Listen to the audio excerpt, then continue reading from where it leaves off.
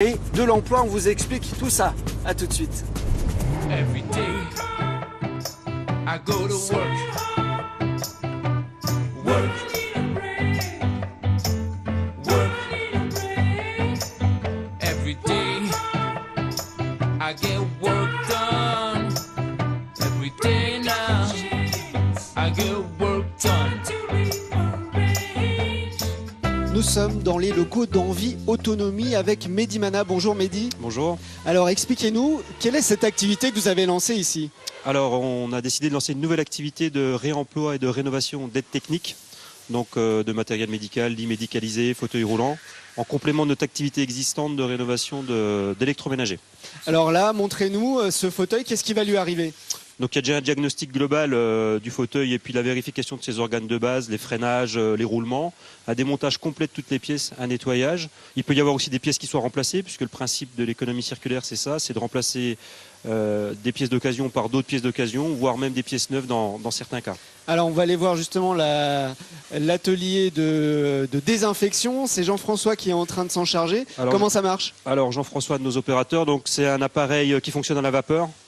Donc une vapeur à 120 degrés et qui permet de désinfecter tous les organes de l'appareil. Donc que ça soit l'assise, que ça soit la visserie, etc.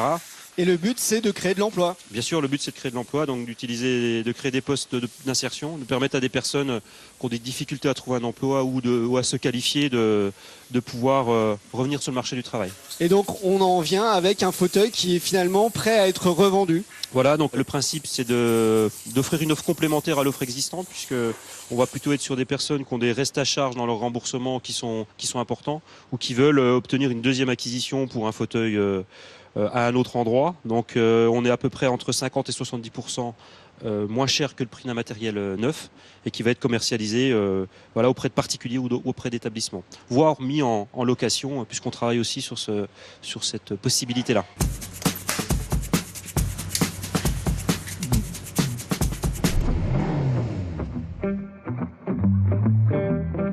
Le démarrage se passe bien, l'atelier est en place, notre premier collègue en parcours d'insertion commence à travailler avec nous depuis quelques semaines.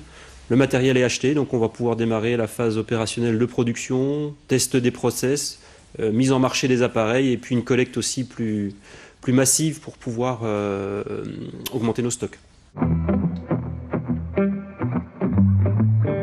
On a eu l'opportunité de lancer cette activité parce qu'une étude avait été faite sur le département du Doubs il y a quelques années et on est en veille par rapport à toutes les activités d'économie circulaire et de réemploi qui peuvent être lancées.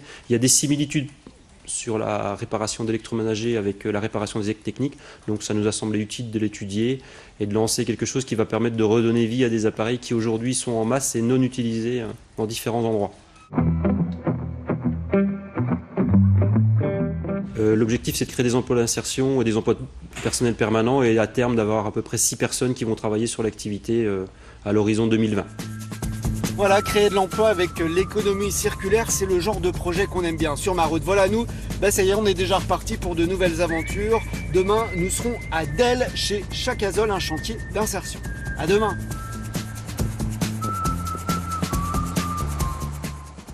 À suivre l'édition nationale, passez une excellente après-midi.